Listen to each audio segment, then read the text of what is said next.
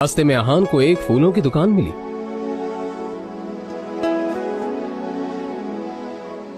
और अपना पर्स निकालकर देखने लगा। उसमें सिर्फ 500 का एक नोट पड़ा हुआ था।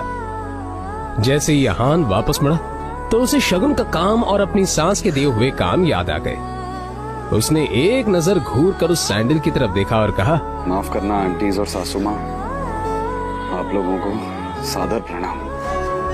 पर शनाया से बढ़कर मेरे लिए और कुछ नहीं है। थोड़ी सी डांट सुन लेंगे आपसे।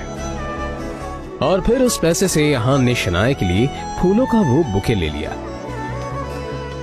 आज वो पहली बार गिल कंस्ट्रक्शन के ऑफिस जा रहा था, जो कंपनी गिल खानदान की थी। ये सोचकर आज वो फूला नहीं समा रहा था कि वहां उसका अच्छे से स्वागत होगा, कि तभी सामने से आने वाले एक आदमी से अहान टकरा गया। उसका नाम देव मल्होत्रा था। यू इडियट, दिखाई नहीं देता तुम्हें? पता नहीं कहां से मुंह उठाकर चले आते हैं। इस ऑफिस में तुम्हारी खड़े होने की भी औकात नहीं, और ऐसे टहल रहे हैं जैसे तुम्हारी खाले जी का घर है। कौन हो तुम? शायद देव मल्होत्रा ने भी उसके बदरंग कपड़ों से उसे नौकर या ऑफिस बॉय ही समझ लिया था। मल्होत्रा ने एक नजर नीचे पड़े बुके की तरफ देखा और फिर उसे अपने पैरों तले कुचल के बाहर निकल गया। अहान ने अपना सर झुकाए बस उस बुके की तरफ देखा।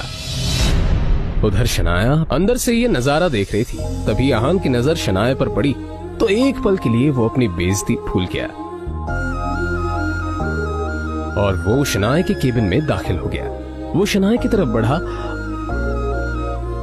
अब जाने भी तो शनाया, जो हुआ मेरे साथ वो हुआ, और तुम इतना टेंशन क्यों ले रही हो? जो बात गई वो बात गई। तभी शनाया चीखते हुए बोली, दूर हटिए आप मुझसे, दूर हटिए। आप चले क्यों नहीं जाते मेरी जिंदगी से? नर्क बना रखी है मेरी जिंदगी। अहान को एकदम से झटका सा लगा। वो खुले मुंह से शनाया की तरफ देखता रह गया। तभी शनाया आगे बोली, पता नहीं कौन से बाबू की सजा मिल रही है मुझे। नहीं, आप चाहते क्या? पापा ने हम दोनों की शादी जबरदस्ती करवाई थी, वरना आप तो कभी मेरे लायक थे ही नहीं। और आज भी आपको पति कहते हुए मुझे शर्म आती। अरे आज तो ड्राइवर नहीं था इसलिए आपको बुला लिया, पर मुझे क्या पता था कि मेरा पति इस काम के भी लायक नहीं है। यहां आकर आपने मेरे सबसे पुराने क्लाइंट मिस्टर मल्होत्रा को नाराज कर दिया है। अब कैसे होगा काम मेरा?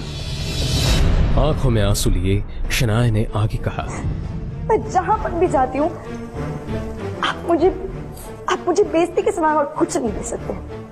सिर्फ एक बदनुमा दाग बनकर रह गए आप मेरी जिंदगी पर। इतना कहकर शनाया केबिन के बाहर निकल आई।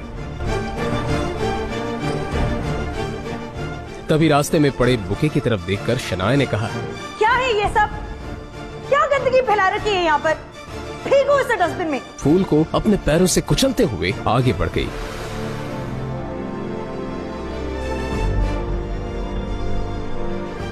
मल्होत्रा अपनी कार में बैठा पहले से शनाया का इंतजार कर रहा था। फिर अहान के सामने ही शनाया अपने क्लाइंट मल्होत्रा के कार में बैठी और बिजनेस के सिलसिले में वहीं से जा चुकी थी। तभी अहान के सामने काली रंग की कार आकर रुकी, जिसमें से एक अधेड़ उम्र का शख्स बाहर निकला। अहान उसे देखते ही चौंक गया, क्योंकि उसकी यहाँ आने की उम्मीद अहान को बिल्कुल नहीं थी। वो आदमी अहान के सामने आकर बोला, यंग मास्टर, एशिया की सबसे अमीर कंपनी और रायजादा ग्रुप के अरबों रुपए का बिजनेस एम्पायर आपका इंतजार कर रहा है। वक्त आ गया है कि आप आकर अपना बिजनेस संभालें। आखिर कौन है ये आदमी? अहान के साथ शनाया के इस बर्ताव का कारण क्या है? क्या है अहान की कहानी?